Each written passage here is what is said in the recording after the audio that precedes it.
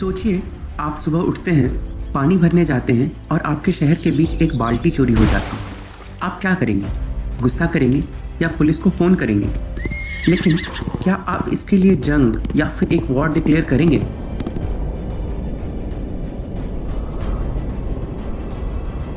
तेरह सौ 1325 में इटली के दो शहरों ने आपसी दुश्मनी में ठीक यही किया। एक लकड़ी के बाल्टी के लिए हजारों सैनिक मैदान जंग में उतर गए। ये कहानी है इतिहास की सबसे अजीब, सबसे अनोखे जंग की, the war of the oaken bucket. लेकिन ये कहानी सिर्फ एक बाल्टी की नहीं है। ये कहानी है घमंड की, दुश्मनी की और उस दौर की जब यूरोप दो पावरफुल टीम्स में बटा हुआ था। एक तरफ था गल्फ्स जो पोप को सपोर्ट करता था और दूसरी तरफ था जिवलिन्स जो होली रोमन एम्पायर के साथ थे। हमारी कहानी के दो मेन प्लेयर्स, बोलोग्ना शहर एक पक्का गल्फ सपोर्टर था और उसके ठीक बगल में मोडेना शहर जो एक जिवलिन स्ट्रॉन्गहोल्ड था। मतलब इनकी दुश्मनी आम पड़ोसियों वाली पार्किंग स्पेस की लड़ाई नहीं थी। ये एक पॉलिटिकल, रिलीजियस और मिलिट्री राइवलरी थी जो सालों से चली आ रही थी। छोटे मोटे झगड़े, बॉर्डर पर हमले, ये सब नॉर्मल था। लेकिन 1325 में मोडेना के कुछ सोल्जर्स ने एक ऐसी हरकत कर दी जिसने आग में घी डाल दिया। वो बोलोग्ना के बीचों बीच एक कुएं से एक लकड़ी की बाल्टी चुराकर भाग गए। अब आप सोचेंगे, एक बाल्टी ही तो है, उसमें क्या था? एक्चुअली कुछ नहीं। वो कोई सोने की बाल्टी भी नहीं थी।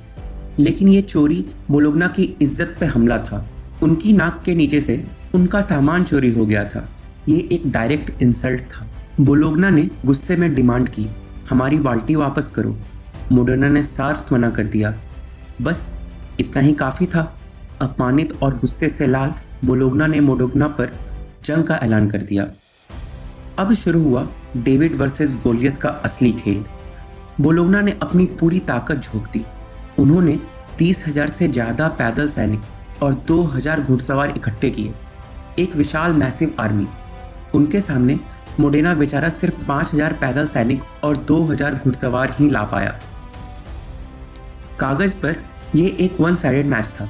बोलोग्ना को लग रहा था कि वो मोडेना को कुछ ही घंटों में कुचल देंगे, लेकिन उन्होंने एक चीज़ को अंडर एस्टिमेट किया था। वो था क्वालिटी ओवर क्वांटिटी।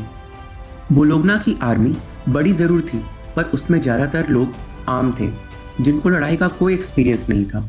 वो एक मिलिशिया थी। वहीं दूसरी तरफ मोडेना के जिवलिन आर्मी में प्रोफेशनल जर्मन सोल्जर्स थे जो लड़ाई के माहिर थे। नवंबर 1325 में जापलिनो के मैदान में दोनों सेनाएं आमने सामने आईं और जो हुआ उसकी उम्मीद किसी को नहीं थी। मोडेना की छोटी सी डिसिप्लिन्ड आर्मी ने बोलोग्ना की विशाल डिसऑर्गेनाइज्ड सेना पर तूफानी हमला कर दिया। कुछ ही घंटों के अंदर a couple of hours battle खत्म हो गई। बोलोग्ना के सैनिक मैदान छोड़कर भाग रहे थे और मोडेना की सेना उनका पीछा कर रही थी। लेकिन कहानी यहाँ खत्म नहीं हुई। असली इंसल्ट तो अभी बाकी था।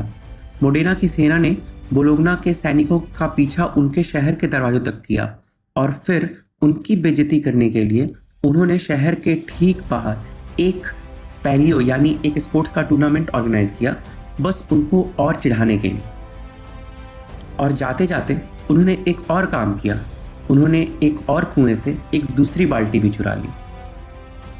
जंग के बाद दोनों शहरों में शांति का समझौता हुआ। कुछ ज़मीनें भी वापस की गई, लेकिन वो ओरिजिनल ओकन बकेट वो मोडेना ने कभी वापस नहीं किया। आज भी लगभग 700 साल बाद वो बाल्टी मोडेना के टोरे डेला घिरालाडिना में एक अनमोल ट्रॉफी की तरह रखी हुई है। तो आखिर में ये कहानी हमें क्या सिखाती है? यही कि इतिहास में अक्सर जो छोटे और अजीब झगड़े दिखते हैं वो असल में सदियों से चल रही बड़ी दुश्मनी का नतीजा होते हैं। वो बाल्टी जंग का कारण नहीं थी, वो उस नफरत का एक सिंबल थी जो पहले से मौजूद थी। अगर आपको ये अनोखी कहानी पसंद आई तो लाइक बटन ज़रूर दबाएं और कमेंट में बताएं क्या आपको इतिहास से ऐसी और अजीब कहानियाँ पता है। ऐसी है और दिलचस्प कहानियों के लिए सब्सक्राइब करना ना भूलें।